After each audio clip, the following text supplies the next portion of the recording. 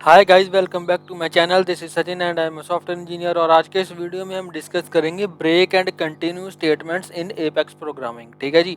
तो ब्रेक और कंटिन्यू का यूज़ बेसिकली हम लूप्स के अंदर करते हैं। ठीक है, जिनका ब्रेक का यूज़ हम करते हैं ताकि हम एक, अगर हमें हमारी कोई स्पेसिफिक कंडीशन अगर ट्रू हो रही हो तो अगर हमें लूप को टर्मिनेट करना हो, ठीक है, अगर हमें लूप से बाहर आना हो, लूप को ब्रेक करना हो, लूप की एग्जीक्यूशन को ब्रेक करना हो, तब हम ब्रेक स्टेटमेंट का यूज़ करते हैं। ठीक है।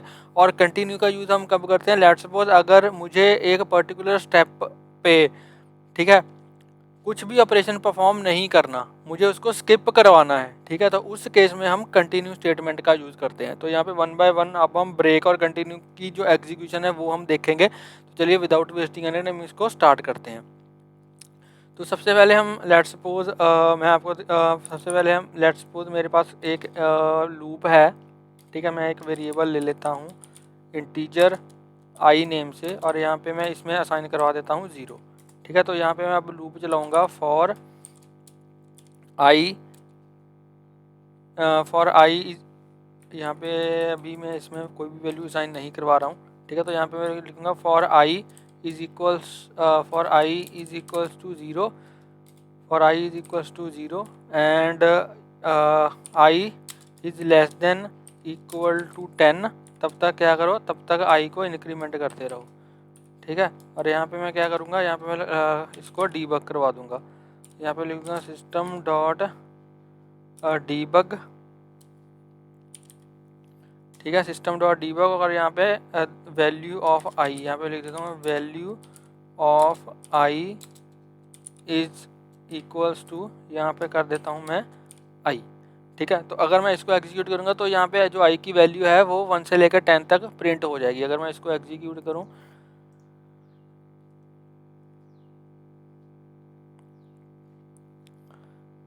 तो यहाँ पे डीबग ओनली में यहाँ पे देखो वैल्यू ऑफ आई इज 0 से लेकर 10 तक जो आई की वैल्यू है वो प्रिंट हो गई। ठीक है, अब मैं ये चाहता हूँ कि लेट्स सपोज कि मैं पूरी लूप को एग्जीक्यूट नहीं करना चाहता। ठीक है, मैं ये चाहता हूँ कि जब मेरी आई की वैल्यू 5 हो उसके बाद जो मेरी एग्जीक्यूशन है वो बंद हो जाए, उसके आगे जो लूप है वो एग्जीक्यूट ना हो। ठीक है, तो यहाँ पे मैं क्या करूँगा, उस केस में यहाँ पे मैं क्या करूँगा, यहाँ पे मैं लिखूँगा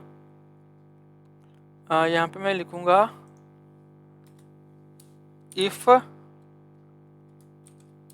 आई इज इक्वल्स टू 5, कि अगर आई की जो वैल्यू है वो 5 के इक्वल है, ठीक है, तब यहाँ पे क्या हो, तब यहाँ पे जो मेरी लूप है वो ब्रेक हो जाए। तो यहाँ पे हम ब्रेक स्टेटमेंट का यूज़ करेंगे टू, यहाँ पे मैं कमेंट डाल देता हूँ ब्रेक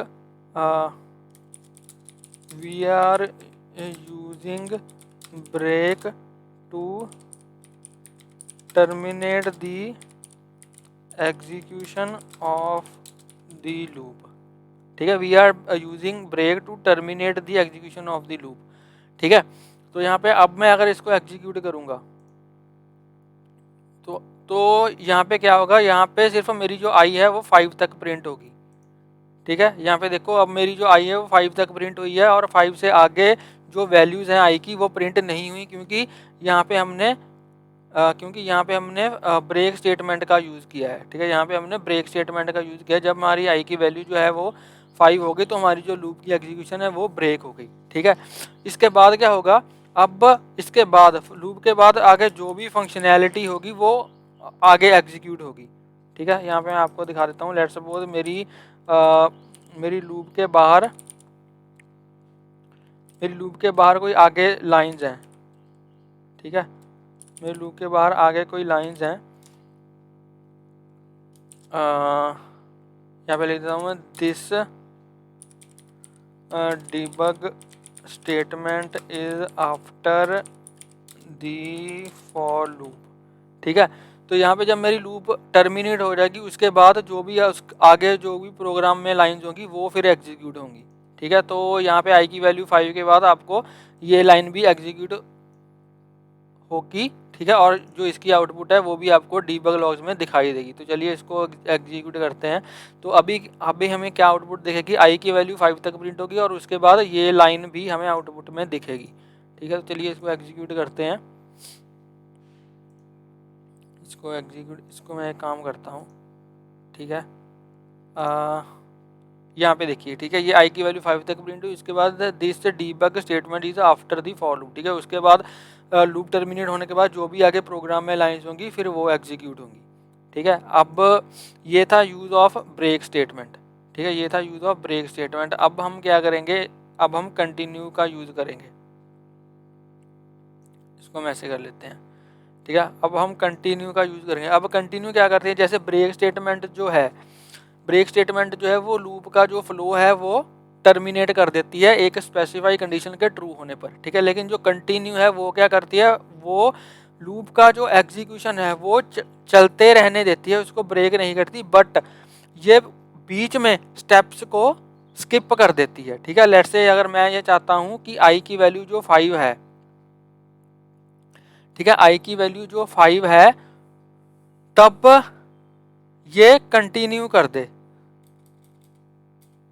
ठीक है। इसको भी मैं हटा देता हूँ, यहाँ पे लेता हूँ we are using the continue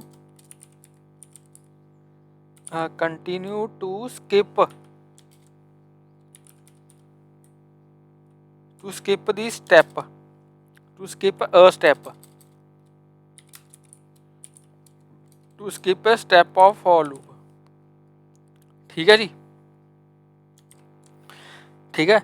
तो यहाँ पे क्या होगा, we are using skip to skip the step of the for loop, यहाँ पे कंटिन्यू। अब यहाँ पे मैं क्या करूँगा, अब यहाँ पे अगर मैं डीबग को, ठीक है, जो मेरी डीबग स्टेटमेंट, इसको अगर मैं लूप ये वाली कंडीशन के बाद यहाँ पे लगाऊं, ठीक है, ये वाली कंडीशन के बाद यहाँ पे लगाऊं, अब यहाँ पे क्या होगा कि जब आई की वैल्यू 5 होगी, सबसे पहले क्या होगा, आई की वैल्यू ये चेक करेगा I is equal to 0, I is less than 10, condition true है क्योंकि आई की वैल्यू 0 है। ये चेक करेगा आई इज इक्वल टू 5 कि नहीं, आई 5 नहीं है क्योंकि आई तो 0 है, तो ये कंडीशन फॉल्स हो जाएगी और ये डीबग स्टेटमेंट यहाँ पे चल जाएगी, ठीक है। आई की वैल्यू 0 प्रिंट हो जाएगी, फिर आई की वैल्यू 1 होगी, यहाँ पे इंक्रीमेंट हो जाएगा, आई की वैल्यू 1 होगी, आई फिर से लेस देन 10 होगी, ये कंडीशन चेक करेगा आई इज इक्वल टू 5, नहीं आई 5 नहीं है, आई 1 है, ठीक है। तो ये कंडीशन ट्रू नहीं होगी और स्किप, ये कंटिन्यू वाली स्टेटमेंट नहीं चलेगी क्योंकि ये कंडीशन के अंदर है। उसके बाद ये वाली स्टेटमेंट हमारी रन हो जाएगी और आई की वैल्यू 1 प्रिंट हो जाएगी, ठीक है। ऐसे ऐसे करके जब आई की वैल्यू 5 होगी, आई की वैल्यू 5 होगी तो ये चेक करेगा आई इज इक्वल टू 5, हाँ, तो ये कंडीशन ट्रू हो गई। उसके बाद ये कंटिन्यू कर देगा, कंटिन्यू का मतलब ये इस वाली स्टेटमेंट को रन नहीं करेगा, ठीक है, और ये स्टेप स्किप करके सीधा आई की वैल्यू 6 हो जाएगी, ठीक है, आई की वैल्यू 6 हो जाएगी। फिर आई की वैल्यू 6 होगी, फिर ये क्या करेगा, आई इज इक्वल टू 5, नहीं आई 5 नहीं है, आई 6 है, तो ये कंटिन्यू स्टेटमेंट नहीं चलेगी, फिर आई की वैल्यू 6 यहाँ पे प्रिंट होगी, मतलब 4 के बाद आई की वैल्यू 6 प्रिंट होगी, जो आई की वैल्यू 5 है वो यहाँ पे प्रिंट नहीं होगी क्योंकि जब आई की वैल्यू 5 थी तो हमने यहाँ पे कंटिन्यू स्टेटमेंट लगा दी और इसने वो वाला स्टेप जो है वो स्किप कर दिया, ठीक है। तो चलिए इसको रन करके देखते हैं। तो अगर मैं इसको रन करूँगा